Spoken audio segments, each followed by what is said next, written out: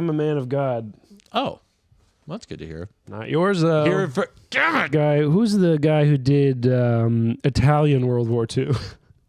Mussolini. If you're getting yanked around doing certain things, but even if you want to do, it doesn't have to. Stop yanking me.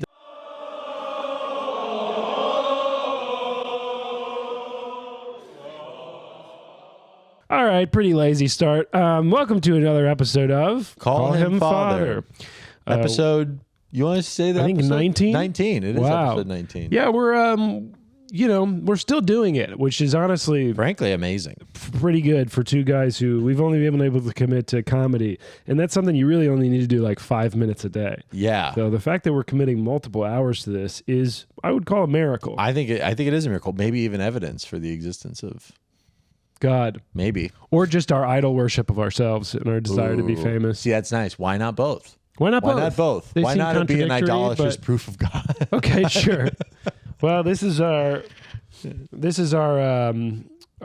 shut up. Anyway. Well, that's actually kind of interesting to say that because idolatrous proof of God, you see the people of Israel all through this book worshiping other gods too. Like down the line, you'll see it. Oh, okay. They're not doing that right now. Not right now. They're good, but they're still upset with God. It's kind of weird if you were a god and you were going to make a proof for yourself. Right. You wouldn't be like, yeah. Then they worshipped some other god. Like there's a lot of mentioning of other gods and other worshiping systems. Like, yeah, well, like it's like it's kind of interesting. It's what is it called? Henotheistic time, where like it's a god for a people, right? So yes, yeah. This god is our god. That god is your god. And then underneath that, our God's a little bit better than your God. Right. Yeah, everyone thinks that. But it's totally based on their nation, how their nation's doing. If our nation's crushing, then that means our God's powerful. Yeah. You don't seem to understand that things are just cyclical, okay? They definitely are cyclical, but they're cyclical for the Hebrews too. Yeah, well, but it's cyclical for the Hebrews based on when they're following their gods, like when they're following God or not. When they're following God, things go great. And then things start going bad when they don't follow God. Yeah, I guess I don't have like another side by side of like the history of the Amorites and how. Yeah, that's interesting. How they're following their rules went well for them and didn't go well for them. Yeah, and obviously they're not here anymore, so that's one for the Jays, but yeah, the Jays still around. You know, it's like despite everyone's best efforts. Yeah, a lot of efforts. But which bad efforts? Bad efforts, and I think those efforts are kind of being renewed. I am seeing way more anti-Semitism online. Yeah, but I mean, you could get into why that's happening. No, I'm not talking anti-Israel. I'm saying anti-Semitism. No, but I think that's an offshoot of that. Like, yeah, I guess a lot of people. They start anti-Zionist and then they go anti-Semitism because of the way like algorithms work. Yeah, and also they're like anti-Zionists, like the nation state of Israel is bad. And then after that, they're like, do you guys know who's in Israel? They're bad too. And it just turns into like people not liking, like people don't like the nation of Israel. Sure. And then they're like, also, I don't like the Jews in Israel either. Sure. And so then it just becomes Jews, and it's like Jews at large. Yeah, but the same thing happens like with anything that you get into online of like, okay, if you say like cop shootings are bad, yeah, it very quickly which they are, by the way. but then it goes to cops are bad, right? Right. So it's like it happens in all forms. It's just this is the most public thing because it's a big deal. No matter what side you're on, it's a big deal. It's a pretty big deal. So I think that you're going to have extremity on both sides, and the algo loves extremities, dude. Right. Algo does love extremities. That's why we got to really start picking a side. Okay, and together or separate? Should we be more? I mean, separate would be better because the more infighting we have on this, the better it goes for us. Yeah, that's true. I feel like it's a pretty easy distinction. Like you would go Israel and I would go anti. Yeah, that probably would be the faster way. But also, I'm not even like. It's so funny because before this whole thing happened, I would not call myself a Zionist at all. I would have been like, because in Christianity, there's like a subsect of Christianity where people are like, we got to rebuild the temple in Israel. And like, they're trying to like rebuild Israel as like it's for Christianity's sake, it's like a super big deal theologically. Because when that happens, Jesus comes back. Jesus can come back once the temple is rebuilt and stuff, which is so funny because Jesus' whole thing was like, you don't need the temple anymore. But anyways, so which is why that eschatology makes zero sense to me. So I was never like, oh my gosh, we have to do all that. Like Israel's the biggest thing, ever. Sure. But also I'm like, well, I think they have a right to exist, which now categorizes me as a Zionist. So it's like, So it's like weird because I would not have called myself that previously, but I feel like the definition has changed to such a degree. Yeah, I guess that also happens because the extreme, like the poles get farther and further, the actual central definition gets pulled further and further too. Right, totally. But I would say I am the exact opposite of a Zionist. I guess they exist, so they're there. But the fact of what they get to do with that existence and how they get to keep encroaching. Well, actually. Bad. We'll read into this. That is the weird thing about reading about this in the context of that. Right. And you go, wow, this is really, I mean, I can't remember who's talking. I think maybe you were talking about like, this is what happens. Probably a war like this is what happens when you have two people who totally believe, I mean, it's also a long history, but it's like when you believe, when we get to 24, well, we'll just wait for it. But yeah, this is actually we normally don't talk Israel Palestine at all, but this is actually somewhat pertinent to what we're reading today. Yeah, which is so cool to think about. I mean, cool, bad, whatever to think about because like this is so damn old. Sure. And the problem is today. It's happening right now. Yeah, it's never really stopped. It's like still going on. It's crazy, and like this is like some of the origin of that in a way. Yeah, and it also this goes over and over again how people don't learn. Oh yeah, no, and it's just another case of us not learning, despite they're how many operating. Innocent people need to get murdered. Right, they're operating still under this nation state idea and identity, which I think Jesus came to free us from. Jesus came to free us from the allegiance to our nationality or ethnicity. Yeah, that's what makes Christian nationalism so funny. It's so ironic. It makes no sense at all. It's like, yeah, America. And it's like, no. You got a dangly hair. What the hell? Who put that there? Big man upstairs. He wanted to make sure you weren't getting too high and mighty on your your Zionist. Look like an idiot trumpet. The entire time. You cut it and you just cut it me looking stupid. I'm just going to honestly relay you saying you're a Zionist over and over again for an hour and a half, and I'll put some feet in there for respect of the viewers. Which, by the way, and this is very upsetting to me. They said we got multiple comments saying that was the best setup yet. And it's because your feet were wicked smack close. dab Which in the frankly camera. I was flattered. Thank you for my feet. Now it's not just Grant, it's mine. Yeah, this is also a group endeavor. They had that comment had 5 likes on it, which for us is like a lot. I would love. I mean, I guess we got to listen to the people and start doing it at my apartment more often. How about 1 for 1? That'd be fair. Yeah, you're right. And you got some making up to do. But we also I go to church right there, and if you come to church with me, then it's like a quick jump. Instead of me going, wow. But then I guess you came up to go to church. And then I got to go back home, which is an hour. Yeah, you're right. You're right. It's all even. Okay, you want to get rated?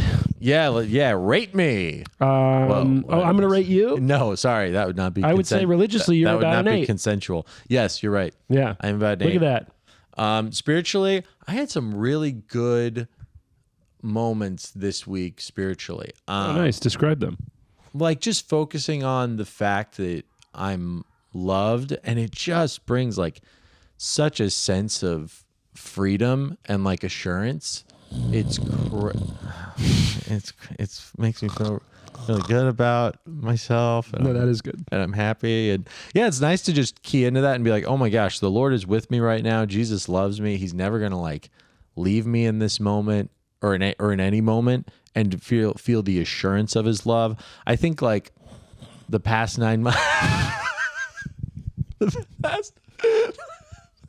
such a funny joke. I'm trying when to figure out like, what the trigger word is, and I'm like, I say Jesus, it's just a general. It's just a general. It's like you wait just long enough for someone to be like, okay, he's not going to do it again. You're like, and then just for someone to start getting cooking, and they're like, and so what was really getting me excited was one time I was telling another comic about like this, like the tragedy part of my life. Like, yeah, so this person died, and then we had to do this to another, and they died, and then he was just like, that was awesome. There's another time with Blackjack. Yeah, well, that's I don't want to give that. All right, you don't want to give that credit. That's fine. But anyways, yeah. So it's been really good this week. It's been like I still need to like dive back into the word, but in terms of like prayer and things of that nature, that it's been really good. So Dude, sick. Any specific moments that you want to? There's a moment. I mean, it happens a lot. Like when I'm just lying in bed and I'm just like, oh really? Oh yeah, and I'm like praying about it, and I just am like Jesus, and it's just this knowledge. What? Don't make it something about sexual. lying in bed and just being like, Jesus. No, dude, no. I think of it. That's like my first instinct when I roll over. I like have been playing poker on my phone for 8 hours, and then I put my phone away. You just won $40 fake. Yeah, exactly. And you're like, Christ loves me. And I'm like, of course Jesus loves me. Yeah. If Jesus didn't love me, you think I'd win $50 million on my fake WSOP? Coins. Yeah. Anyways, I like roll over. And then you watch an ad that pops up and you're like, God doesnn't exist. Yeah, you're like, damn it. God would never allow for marketing like this. Yeah. That's terrible. This is evidence of evil. I think, I pray about it. And then I'm like, just knowing that Jesus is with me and that he loves me and that I'm going to be okay in whatever season is just like, oh man, it just gives you such freedom. You're like, this next thing that I'm thinking about of doing or whatever, or like this I'm feeling really dry when it comes to comedy right now. I like can't think of anything. When I can't think of anything, it's hard for me to go out, even though when I go out is when I think of stuff. Sure. So it's like, why am I being retarded? Like I just need to go out. Yeah. And it's like, that's really hard for me. But knowing like, okay, but God's put me here. I think God's called me to do this. Even though I'm having a dry period right now, I know that's not forever. Yeah. And you know a wet period is coming. I'm so excited for a wet period. I want a wet, drippy period. I'm hoping you have a heavy flow. I want the heaviest flow possible. Flow of ideas. Like the flow state. Heavy flow of ideas. Do you think when women comics are in the flow state on stage, yeah, it's just them perioding really hard? No, I think they're accessing their natural capabilities for humor in a way where their intuition is guiding them and their thoughts aren't getting in the way. The thoughts aren't getting in the way? That's what flow state is. Oh, yeah, we're talking about female comics. Come on, don't be goofy. Okay, well, I'm sorry, I think women have thoughts. Well, this mentality is going to make a lot of sense once we get into the law portion of the sound off in the comments if women have thoughts. Okay, yeah, I don't think so. All right, I mean our demographic might actually agree with you. No, but, they love dudes, yeah, or dudes' feet, but they're really good friends with women. Oh, really? Gay dudes?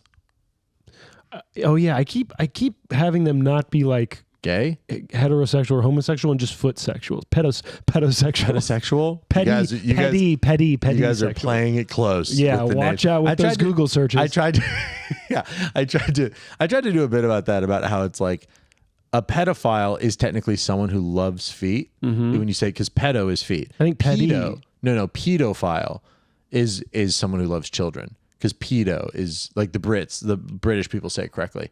Pedophile is for children. Is the same spelling? No, it's different. Because it's pedicure. Right. Pedocure. Pedophile. Pedophile. PAEDOPHILE. What's this little tidbit I've done a lot of research into this. Yeah, right. What tidbit for the algorithm? Well, just how many times we're saying pedophile?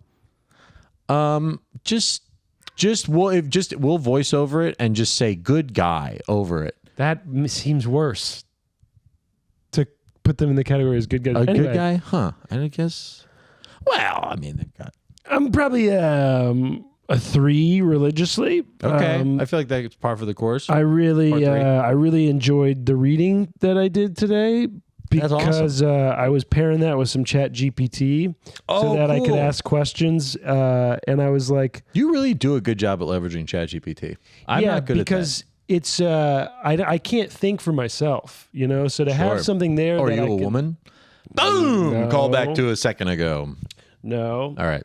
And so it's nice to have like a teacher there with me, but and then I try and take it with a grain of salt. But yeah I mean, that's wise. We'll get into it. But all the like rules, looking at them as like.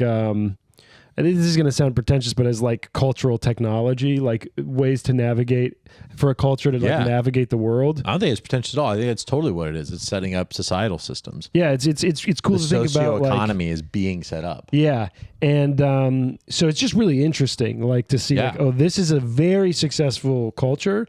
This is its history and its rules, and here's why this kind of still makes sense today. Here's why this. Where it was borrowed from other places, or maybe why it came up. And here's why maybe this is totally irrelevant. Like looking at it from their lens, our lens, like, because you can put that into ChatGPT. You can go, I want to look at this from a historical lens. I want to look at it from a religious lens, Christian and Jewish. And then I want to look at it from critiques. So that's what I did. And then every section that I would ask about, it would give me those 3 perspectives. Oh, that's awesome. Which just like made it more interesting. Yeah. You ever thought about being an anthropologist? I rejected because my sister wanted to be an anthropologist, and I always made fun of her that it was only because of the store. The store? Oh. Yeah, the clothing I see. store. Yeah. It's a nice store.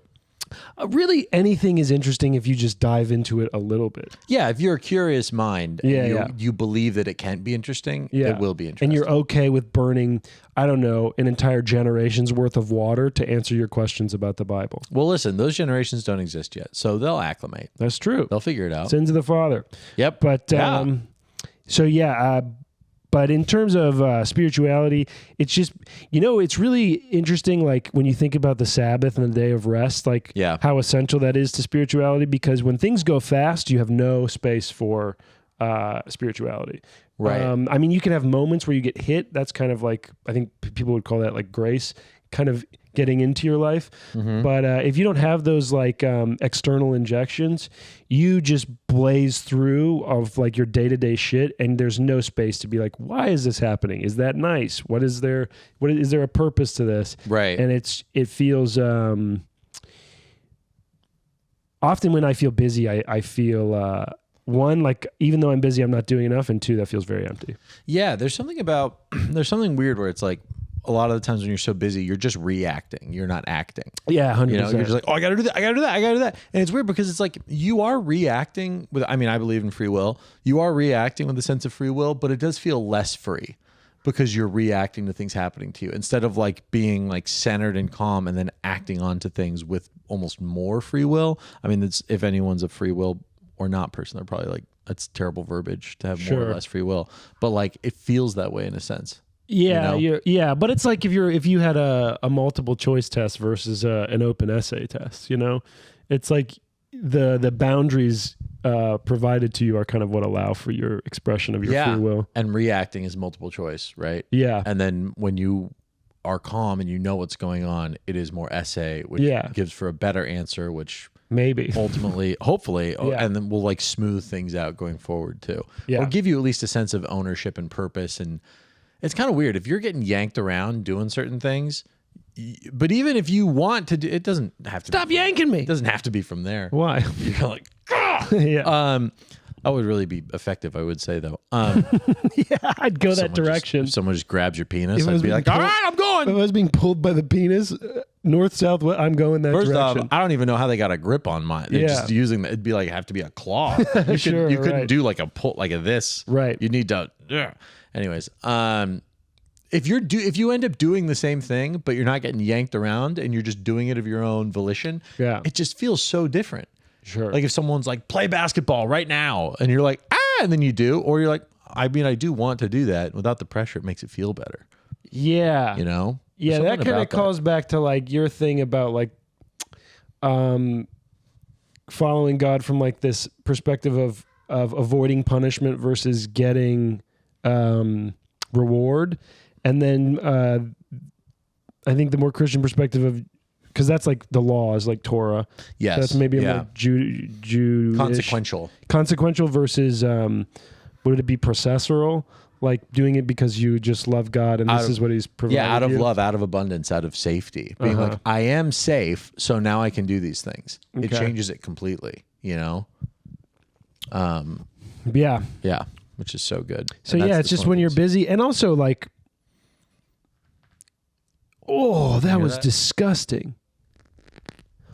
Dude, I would exit the episode right there.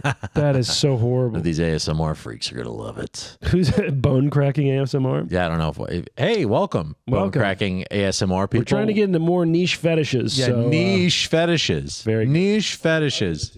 I'll give it to you. Damn. Come on. Yeah, it's just and also when you don't take time and you get overwhelmed and you feel overwhelmed, then you're more likely to reach out to like escapism. Like right. Yeah. phone. Like I just need to rest and look at my phone, which is the opposite of rest, or smoke a cigarette or drink beer or fucking whack off, And so it's like finding that time and space to be like, I'm not doing this shit. Yeah. I think is really important. And that's why I like reading the laws, especially when it talks about like I think it's in Hebrew, it's the Shemitah or whatever, like the seventh, which is like the Sabbath, but for years, like on the seventh year. Oh yeah, year of Jubilee. Yeah, you're like, okay, this is there for a reason. Yeah. The whole, I guess we'll get into that. Yeah, into what that is. It is interesting that we don't consider our brain the same as every other muscle. Like if our legs are tired, we're like, I'll stop using them. But when our brains are tired, we're like, I'm going to stare at my phone and just have my brain be activated passively. Yeah. And it's like, that's still using your brain in a way. You know what I mean? Yeah. Like that's still energy. I don't know. Yeah, but it's so numbing. Yeah, it's so numbing. It's like doing these squats made my legs tired. Now I'm going to pump myself with morphine or some sort of anesthetizing thing, and then just do more of a different leg workout. Yeah, and it's like, well, you're still actually using your legs. Yeah. Maybe you need a little active recovery. That's really what I need. Active recovery. Maybe that's what I need to do. Reading, I think, is active recovery. Yeah, but reading something like maybe that's not super dense. Harold and the Purple Crayon. I said not super dense. Yeah, you're right. Sorry. I overshot that Flat one. Stanley. Flat Stanley. Classic. Mm-hmm. How did he get so flat? Was he squished? I think he was squished. Damn. I know. I want to do like a real life remake of Flat Stanley, but he just gets obliterated by like a hydraulic press. Yeah, he just pops at the end. It all just rolls up to his head and just boop, and just comes out. Shoots his organs out of his ass and mouth. Flat Stanley? End of movie. Yeah, exactly. I've always wanted to make like a serious thriller, like a runtime of like, 2 hours or something, a really intense movie. Irishman. With, it was like 3 hours or something. Yeah. It's intense. Just a real drama. And you're following one main clear protagonist. And he's in like, I've always pictured it this way. He's like in a chase scene and he's leading the front, like a Tom Cruise type character. Yeah. And he's on a motorcycle going through the woods and he's like, and he looks behind him or whatever. And then he just crashes into a tree and then it's just roll credits. Yeah, that's the end. That's the whole thing. But that happens at minute like 45. But it's 2 hours. So the rest is just credits. Just credits in black. Wow, giving a lot of credits to someone watches the movie and they're like, whoa, and then he crashes like, oh, how's he going to survive this one? And then it's just, he doesn't. Yeah, that's just what happens sometimes. Yeah, it's just sometimes the hero dies. A lot of times you do dangerous stuff and you pay for it. Right. I want big budget, big box office, big like everything. Be like, this is the blockbuster movie of the year. I feel like there's movies that have done that kind. I can't remember which ones, but like where you think it's going to be one protagonist and it's like a main character and then they die and then it's really the movie starts. Well, dude, that's No Country for Old Men is very much like that. Yeah, but you get pretty far into the story. Yeah, I guess that's true. But the way he just disappears, spoilers, the way he just disappears afterwards, you're like, oh, he's dead? Yeah. Okay, and it's like no even reference to that. It's like, who the hell? He's just a guy now. Yeah. Before he was the guy, and now he's just like, move on. You're talking about Llewellyn Moss, the guy who took the money? Yeah. Yeah, dude, that fucking movie and book are so just like... That movie's brilliant. So, yeah, I think it might be the best movie I've ever seen. In terms of like, yeah, it's just... Dude, Tommy Lee Jones is so good in that He's so good, yeah. Have you read the book? No, I haven't. You would like, maybe you might like McCarthy. But yeah, that and Blood Meridian are... What does he say? Flip it? What does he say? Flip it. Oh. He doesn't say flip Call it. Call it. Flip it. Call it. He gives him a bop it. Twist it. Flick it. Bop it. This Muppet traveled 14 years to get here. I want you to flip it.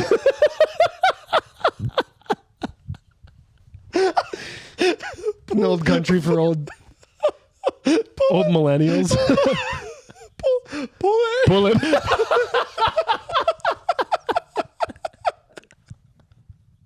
You hear like the music going from the right time, and then the old guy's just as confused. He's like, well, I don't know how to. We'll close. It seems like a never-ending thing. It seems like do I die regardless of how far I get along in the Bop It protocol? Yeah. Twisted. Spin it. Spin it. Spin it. Oh, it's one of the four-prong ones with the spin. That's Bob at Extreme 2. This Puppet Extreme 2 has traveled 14 years. It's just car games. So He's like, Simon did not say. Oh, that's so good, dude. We got a clip. Took 30 minutes. Yeah, but we got 30 minutes. We finally got one clip. Also, that's really funny. That's so funny. That's felt maybe the most. And I'm not a Cumtown guy. Yeah. But that felt very Cumtown to me. Yeah, that's just the idea of him doing a Bob with the hair. Yeah, dude, everything's the exact same. Dude, that movie's so good. It's so good. I first saw that movie with my dad's deaf boyfriend. And sure like when he loved it because there's not a lot of dialogue. Yeah. But he right in the beginning of the movie where he caps the dude or when he chokes the cop out. Yeah. The boyfriend looked at me. He was like, "Are you sure I should show you this?" And I was like maybe 11 or 12 or whenever it came out. And I went, "Yeah." And he's like, "Oh, okay." Hilarious. That's so funny. Maybe because he's deaf, he doesn't understand age. Yeah, he's stupid. He was pretty smart guy. I think he would just like, when you get into a situation that you know is wrong, but you're already in it. Yeah, it was just that. Yeah, it's like, well, you've already seen that, so let's just keep it moving. And also, my dude, I saw like I saw The Matrix when I was like really young. Dude, my dad showed me just the action scenes of The Matrix. Yeah, just the action scenes, because they're so fun. They're fun, but I really think that as a kid, it was not good for me to see the amount of violent images that I saw. Maybe, yeah. I mean, that's also why I think you've shot up so many schools is because of all the violence that you... No, that was because of the bullies. Oh. Yeah. Well, you're only shooting the bad guys, right? Collateral damage. Collateral damage. Yeah. That's life. That's life. That's war. That's life. You want one good thing and then some other innocent people die. Yeah. Which, That is life. Okay, well, let's get to the laws that justify that killing. Exactly. Yep. Did we get to laws of restitution in total? Or I think we touched on them because we talked about the ox bit. and the beef a little bit. I like the laws of restitution because this is like... this is what in ChatGPT the interesting thing that I talked about is like this was a divergence from like there is still eye for an eye vengeance stuff in here. Yeah, but a lot of it I think is that. A lot of it is, but there's also a lot that is a little bit more. What is it called? Gracious. Yeah, gracious. Sure. Yeah. Well, especially when it talks about speaking with your enemies. Yeah. Or dealing with your enemies or people of a foreign land.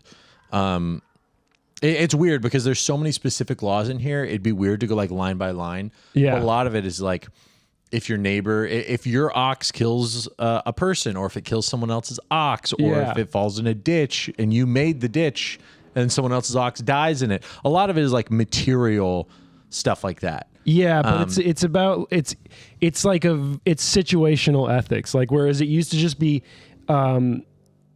X like A equals B, like this happens, you die. Right. You steal, you die. You kill, you get killed, right?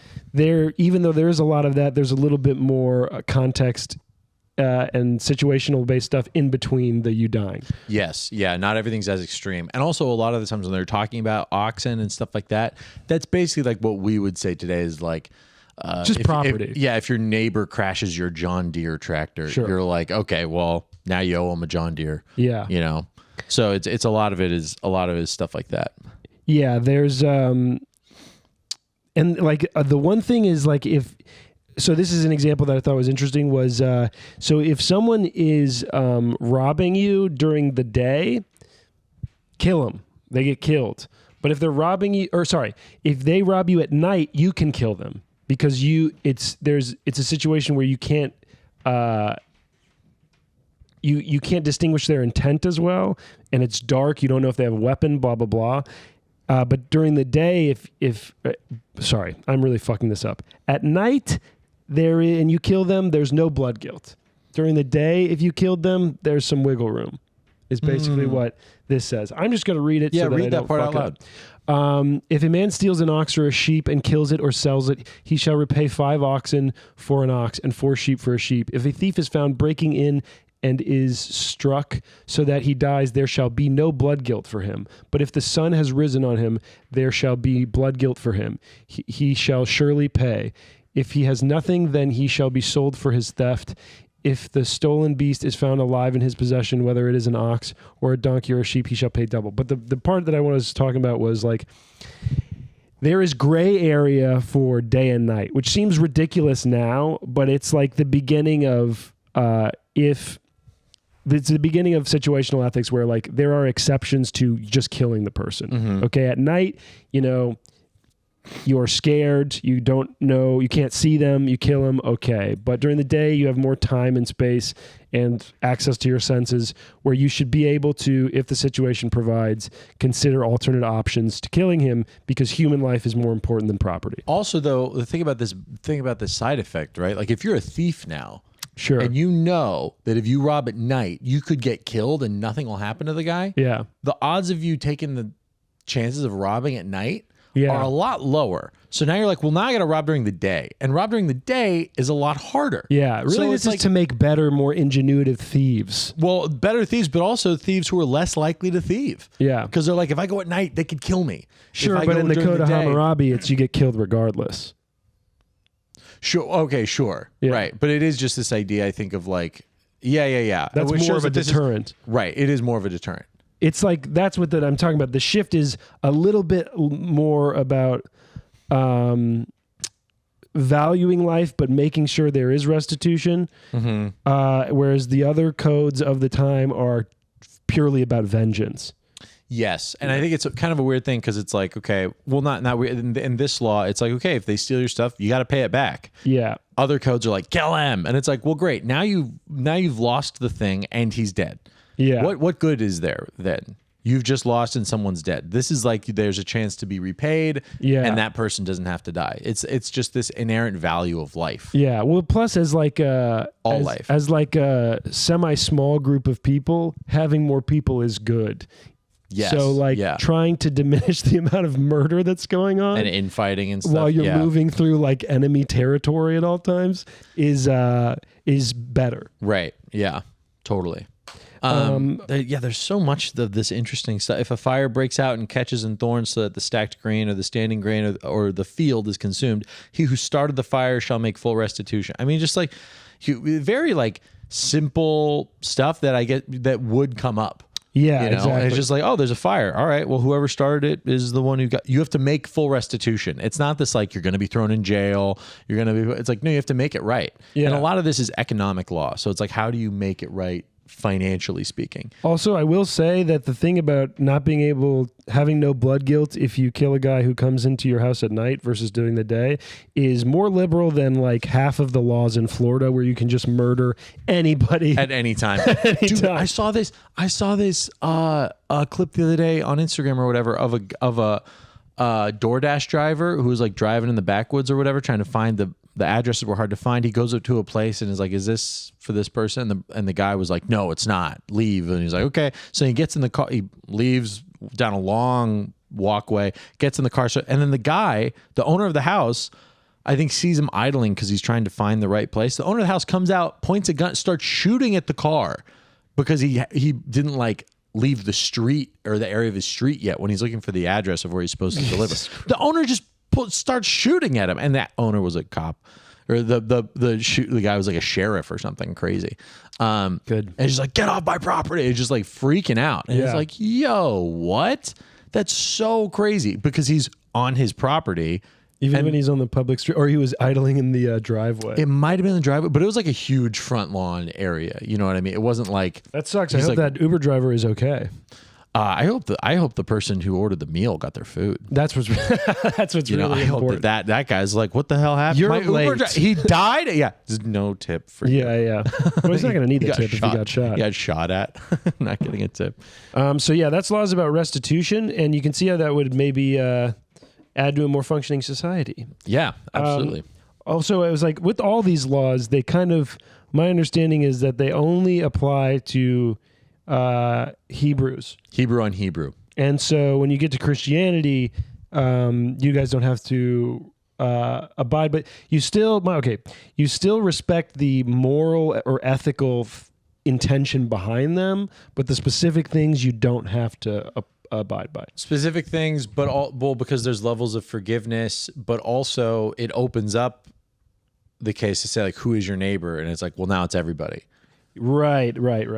So it kind of makes it even more difficult in a weird way. Like the Sermon on the Mount, Jesus' sermon in Matthew, talks about the law like this, but raises the bar to say like, if you followed this law, you still haven't followed it. Because he's like one of the ones like it says you shall not murder, but I tell you like someone who looks at his brother in anger has murdered him in his heart. So before it's like you can't murder, and now it's like if you get mad at them, then if you get angry, and it's not like a righteous anger, then you've committed murder. And that makes everyone listen. If you read the Sermon on the Mount, you kind of come walking away from that being like, oh, I suck. There's no way I can do good enough to like meet God's standard. Yeah. You know? And then that's when Jesus is like, that's why I'm here. I'm here to save you because you can't meet the standard. So it's like Christianity kind of ups it a little bit, but then also frees you from needing to do that to be saved. And I think that's why Jesus... Try your best. Go ahead. Try. You can't earn your salvation. You'll just be... And this goes to what we talked about last week, I think. Whereas like you can't earn your salvation. You are saved. Now go and like love God and love your neighbor. Yeah. So anything else about that? You want to move to laws about social justice? Laws about social justice. Yeah, let's dive into that. These ones are funny because like a lot of these are very specific, and then there's ones that are very like straight to the point. Kill sorceresses. If you're a sorceress, Long Island medium, get out of here. That's funny.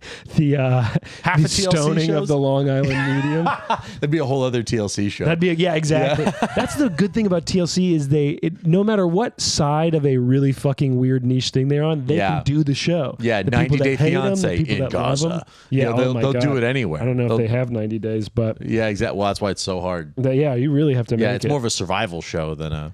But the one that so the sorceress one is, I don't know, this is one that gets a lot of flack because it's like, why just women? Because you could look at like Moses as a sorcerer, right? Well, I think the definition of sorcerer is one who appeals to pagan gods, right? So Moses wouldn't be a sorcerer because he's appealing to the one true God. Which would make him not a sorcerer. If definitionally speaking, a sorcerer or sorceress is someone who is like occultish or like... It's not just someone who uses magic? Perhaps, yeah. Like someone who, like also later in scripture, King Saul goes to a necromancer to speak to Samuel, a dead prophet. And so the necromancer brings back Samuel from the dead and like his spirit or whatever. And basically, that would be considered a sorceress. And I think it might be sorceress because, and this is totally off the dome, would need to fact check this 100%. I don't know if there were sorcerers back then or if that was more of like a role of women to be a sorceress. I guess I don't know what the breakdown would be, but that would be my initial thought. Okay. Well, I was thinking about it as like basically you are establishing this system that's based off of kind of magical powers being associated with Moses and then those selected below Moses, like his brother, and then eventually the elders who are allowed to see whatever. And what are you laughing at? Flip it. Yeah, it's really good. Flip it again. And male or female, the concept of someone coming in who also tries to practice magic and say that they have some type of higher power is a threat to this threat to your narrative, right? Yeah. So this is a way to mitigate people claiming that they have some sort of divine capabilities or connection that goes against what you're preaching. Yeah, because it is kind of saying, and it's interesting that it says that because also later in scripture there are like female prophets. Yeah, and like Miriam, Moses' sister, like prophetess, like super like highly valued. I was also thinking like a male magician makes sense. That's just a weird guy who has a very weird way that he's trying to go about getting pussy. Right. But a lady magician, you're like, what is your angle? Yeah. Yeah, it's like, you don't need this. You don't need to be a magician. What are you talking about? So that's where I can understand it. It's like, there's something going on. Her magic there. would be making dick disappear. It was like making, oh my God. They're gone. Like all the dudes interested in her are gone. Whoa. They're gone now. That's her magic trick. Watch me be unattractive. That doesn't sound like magic. Thing. And then the next one is he who lies with an animal will be put to death. I was imagining like the guy who's like the one guy who's like ask him again about that one. Yeah, exactly. No, it's like, so the guy's listening attentively. He's like, okay, no sorceresses. Okay. Damn it! Oh, sorry. I mean, that's fine. He's just like the one person in the crowd listening. Yeah. And also, when Jesus comes, he's like, you guys don't have to pay attention to these laws as much. He's like, yes! Fuck yes! Yes! So I was picturing being that guy. Yeah. But yeah, it is interesting where like there's this one is there's no interpretation with this one. It is to the point, don't fuck animals. Yeah. No one's taking this one and being like, well, actually it meant this for this time, considering this. People are. 100% people are doing that. It's not a mainstream thing. No, it's not a controversial point. Yes. Okay. Yeah. So I guess what I guess I'm driving at is like there are instances in this where the points are clear and semi-uncontroversial. Yes. Right? Right. And then there are parts where it's like, no, they mean this, they mean that. Right. And I think that's where people get into like, why couldn't these seemingly more important things be more clear?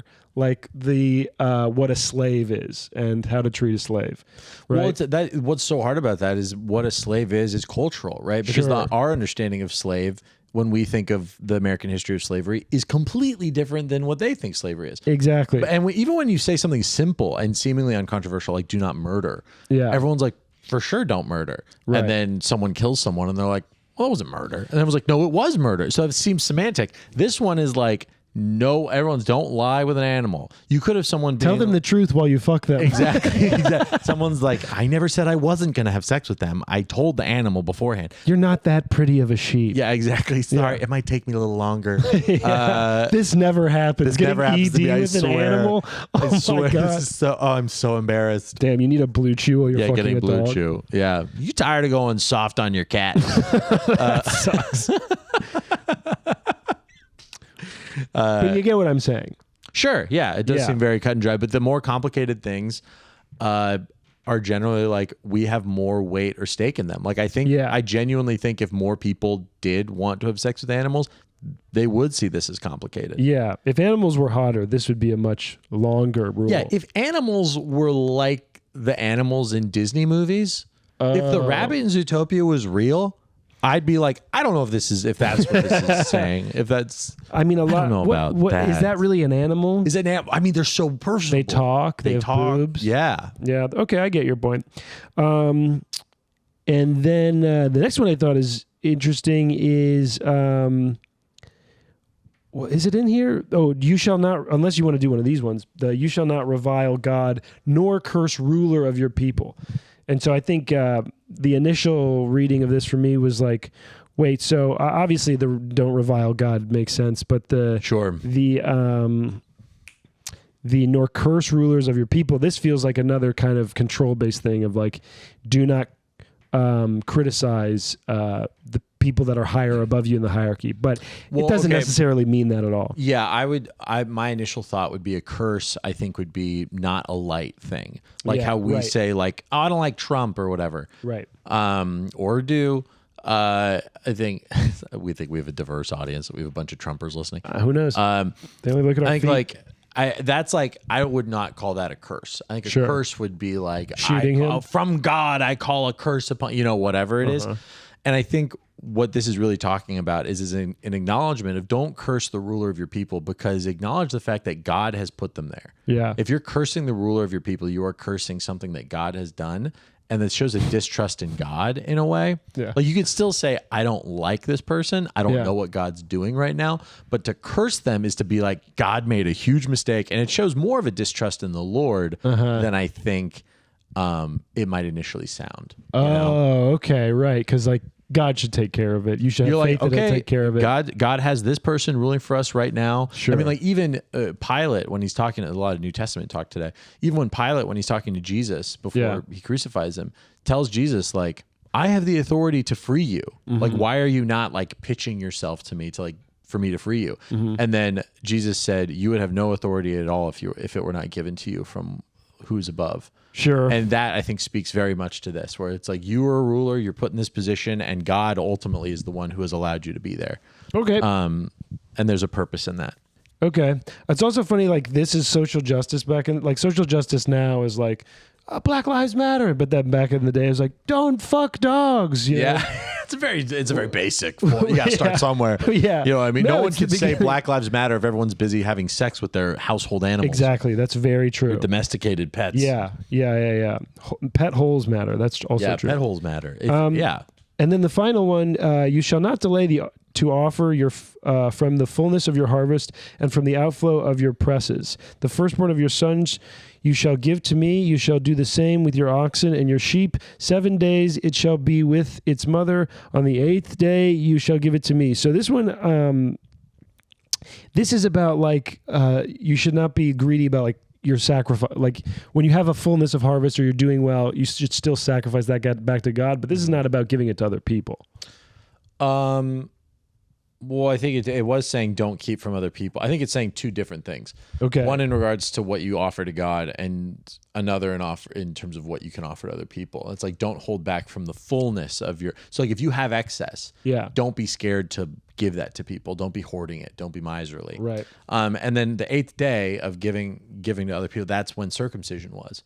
So you circumcise on the 8th day. So you have your firstborn male son or whatever. Yeah. And for 7 days he's close to and then in the 8th day he's circumcised and is dedicated to the Lord through circumcision. What does God do with all the foreskins? Does he eat them like chips?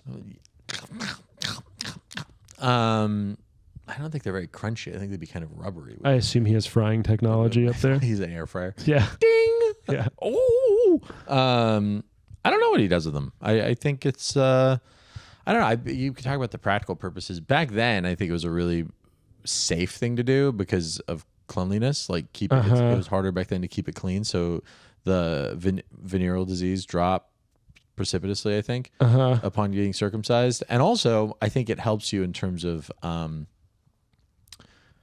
don't know if it helps you in terms of horniness, but like your dick is way less sensitive when you're circumcised. I can assure you I know people who are circumcised who are much more horny than I am. Sure. Okay. So it's like, does that imply that everyone think about that right now. I'm uncircumcised.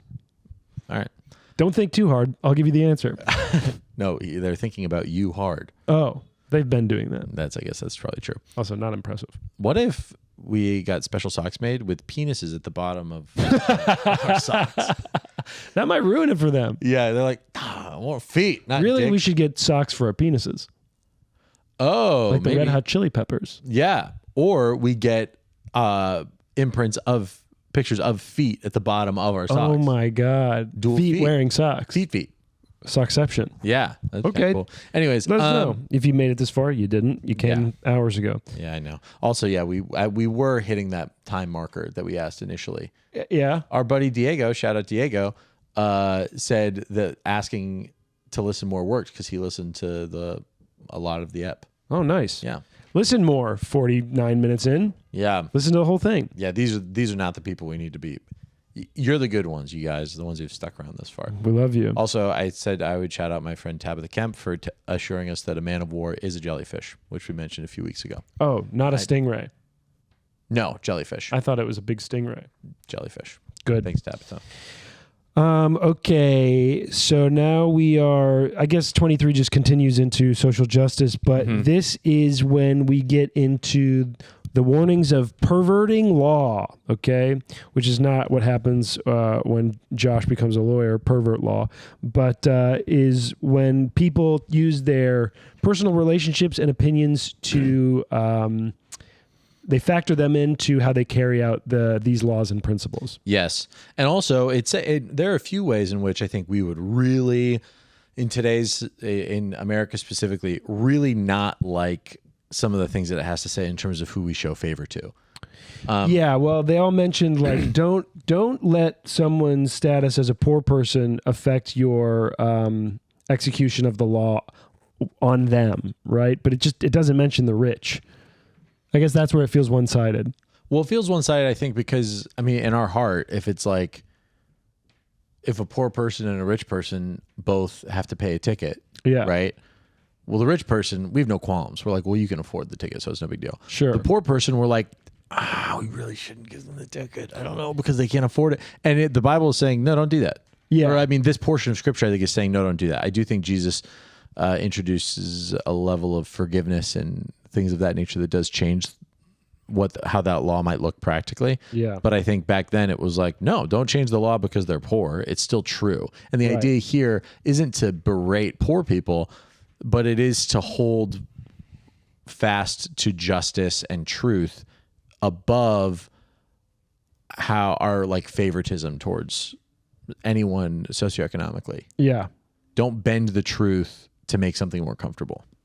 Yeah, I guess it's just a point where like you would also be treated. You also have a lot of instances where people are treated differently because they're rich or they're famous, right? And so like making a scriptural like thing about don't do it to the poor people, but also don't do it to the powerful. It would have felt a little bit more balanced. Well, in the New Testament, it does say that. It shows, I forget, one of Paul's letters, I believe, says, show no partiality to the rich. Don't give them like the best place to sit in the temple or whatever. It's like, or maybe it was just like everyone's equal in the house of the Lord. Yeah. But there's also other good stuff about not exacting interest on people who are poor if they need money. Yes. Yeah. So I have we both have a buddy, Jewish guy, who has an awesome apartment, really good apartment, right across from a park. It's fantastic. Okay. And he told me what he was paying, and I was like, "That's nuts! It's such a low price, such a good price." His landlord, friends with our friend's father, who's a rabbi. Our friend's father's a rabbi, and the landlord, he's a rabbi of the landlord. Sure. So within Judaism, I don't think they're charging each other interest. Yeah. Is my thought. That being said, Gentile, my landlord's not Jewish, but Gentile, I think that's still okay. No breaks given. Yeah. Yeah. And that also leads to another area where it's like, and maybe Christianity solves for this, but the feeling of the language is you will not charge my people interest if they are poor, which is just like, it's hard to take the concept that, yes, these are the chosen people by God, but God is the ruler of the whole earth. So there it's kind of like, well, we're all God's people. Mm-hmm. And so therefore you can't charge interest to my people would feel like it would extend to all people. Right. I mean, back then, that was not how this was seen at all. I mean, imagine they just came out of Egypt. They're like seeing what just happened, and they're like, well, those clearly are not God's people. Uh-huh. So I think we are looking back at that in hindsight, but in the moment, in the time, I think God has aligned himself saying, you are my people. You will take this. Oh, did we brush over that? Or is that still to come in terms of the land? Oh, no, I think that's to come. Coming next. Yeah, I think that is like, back that they're like, well, no, we're God's people, and so don't do that to my chosen people. They wouldn't. And also, it talks about foreigners. That's later up at the top. Yeah, yeah. The foreigner thing is also interesting because it's basically like you do not oppress foreigners because you know the heart of the foreigner because that's how you were treated in Egypt. Yeah. And it's basically laws that are like, don't forget where you came from, and and understand that, what was it? It's like, I forgot the point I was going to make, but yeah, the stuff about the foreigner and not oppressing them is also interesting, especially for like what is pretty much a nomadic people at this point. Yeah. So it's like you're travelers, so be good to other travelers. Yeah, you were, be kind of sojourners because you were sojourners in the land of Egypt, and so that's kind of what it's saying. And even beyond that, it's not just saying just be nice to them interpersonally, perhaps, but it also says like if you meet your enemy's ox or his donkey going astray, you shall bring it back to him. Sure. If you see the donkey of one who hates you lying down under its burden, you shall refrain from leaving him with it. You shall rescue it with him. So it also shows like you're supposed to act positively, not just stay distant, but go and be helpful. Right. Which helps you survive. And it's also like, don't reproduce the conditions that Egypt had, which led to your abuses and your eventual leaving and these plagues. Animosity, right? Dude. Yeah. It's like treat people well and they won't hate you. And ultimately, hate is what, like, that, especially if you're moving through their land. 1,000%. Yeah. I mean, if you're a sojourner through someone else's land, and they are like, these people are really helpful. Yeah. And it's like, okay, great. Let's use them, utilize them, help them, whatever. It's kind of, I think that's the right attitude. Or someone is sojourning through Israel's land, and then when it's a great experience for them, they go back to where they're from, and they're like, that Israel place it's those people are great, and it spreads good, reputation. Yeah. And which is so practical, especially back then, Yeah, nothing funny there. No. Laws about the Sabbath and festivals. Okay, 6 years. This is this is what I thought was interesting, right? Is like, so on the seventh year, you're supposed to stop tilling the fields. You're supposed to just let whatever the things you accrued for the past 6 years provide you through this seventh year, right? Which is a show of faith in God. It's also, ecologically speaking, it's time for it gives the land time to kind of reestablish itself and not be over. It also is a year of rest for you. But now they just have workarounds for it, which is like, okay, you just let a non-Jewish person manage the farm for that year. Oh, interesting. Yeah. Well, okay, so I don't know. It's called the Heter Mechina. Heter Mechina. Loophole. Have you ever, are you familiar with regenerative farming at all? No. Is that where you do it in a basement and it's just growing weed in a hydroponic type situation? No, it's not that. Regenerative farming is like hyper organic farming.